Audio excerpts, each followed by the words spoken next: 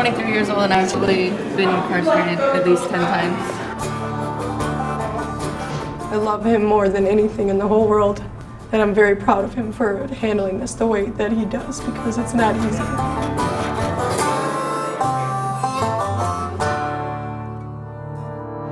Being incarcerated, you don't get to see your kids. I haven't seen my kids. I haven't even talked to my kids since my son's birthday, February 20th. I came to jail when I was 4 weeks pregnant.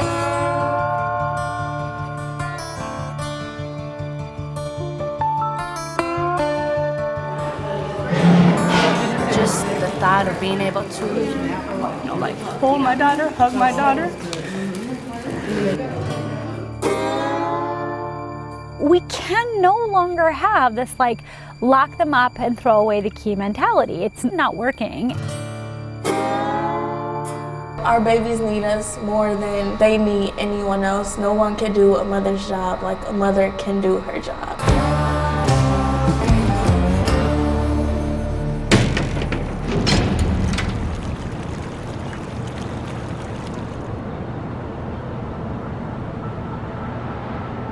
I'm excited to see him, super excited. I always get all sweaty. And after like lunchtime, I could hardly sit still waiting. I can't even describe how much I love him. It's more than I've ever loved anything in my whole life, and it's more than I ever will love anything, you know, so it's crazy.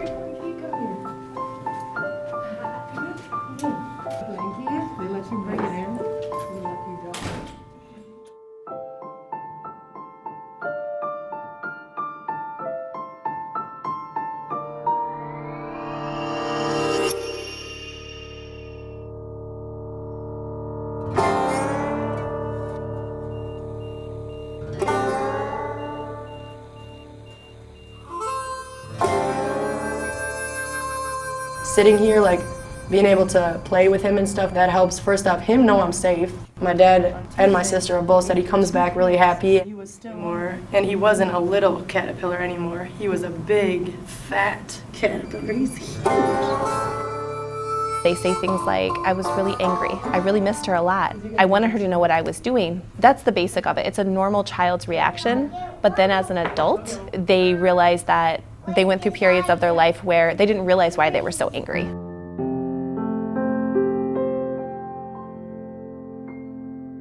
Mommy has made a mistake, and I had to go on a big girl timeout for a little bit. And I didn't get in any more trouble. I just have to switch places because I've been here for a long time, okay? I want second. Why not, baby? I don't. Where do you want to stay? Here. Here?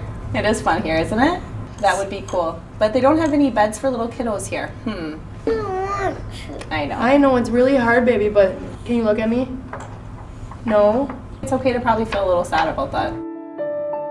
So when a child gets to say to their mom, I don't want you to be gone anymore, and the mom gets to say, I know I don't like it either, and then they get to hug, and then they get to play, that means that that child feels like they were heard, and that they can go home and go back to living their life knowing that at least they got to share how they felt with their mom.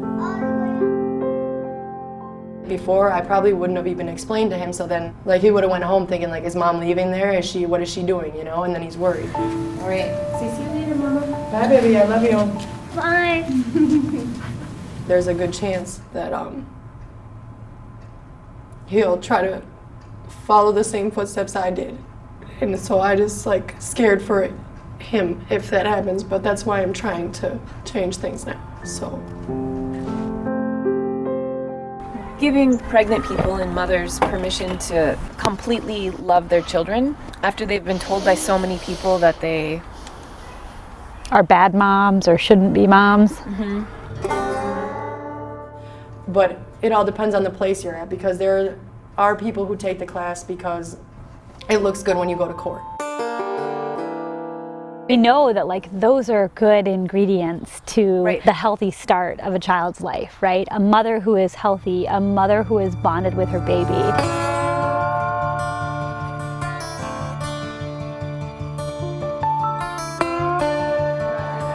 I grew up in the system. You know, I grew up with my mom in prison, and so I'm just repeating the cycle, and it's time to break the cycle, and that's what they're here telling us too. Just because you lived a horrible life doesn't mean you can't move forward.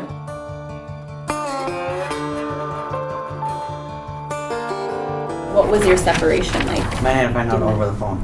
My 10-year-old daughter's response to me was, "Well, Mom, what kind of mess did you get yourself into?" What am I supposed to tell her? If you made a mistake and then you covered it up, what does that tell them about when they make a mistake? Cover it up. To feel guilty, to not tell anyone, Not take responsibility. to not take responsibility. That's a good one. The look on your kids' face when you're not there for them and someone else has to do your job, something that you should be doing. Found out I was pregnant in jail. I'm hopeful that I can stay healthy for this child, that I live a life that I want for my child, the same life that I want my child to have. I hope I live.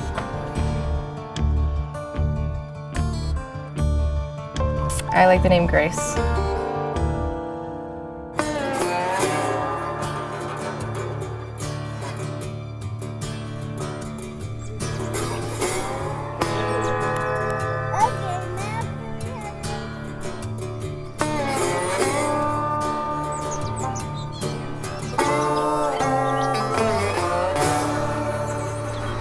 That bond is everything with the mother and the child.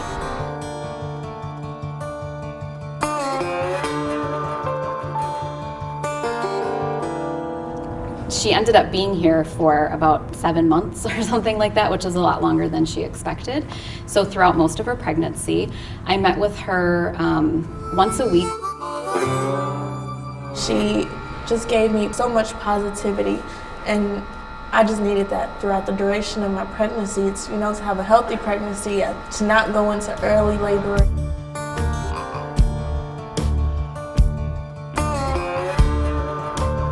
Whenever I think something is hard, I just think about my son birthing experience, because it was hard, but I did it.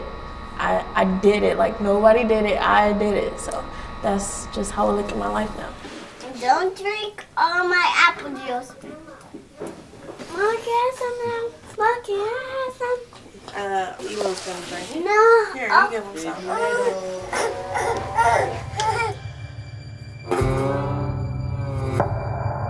I am currently living in my own place. I have my own car. I am in cosmetology school. I have 2 jobs.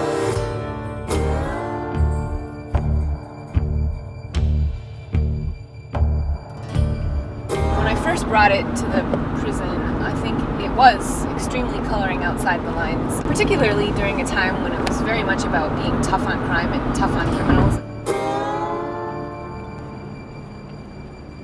So I think the biggest achievement for us has been documenting that these women exist. I believe things would have been different. I wouldn't have had that outlet. I wouldn't have anyone to talk to, anyone to educate me, anyone to give me that loving support, like from a mom to a mom.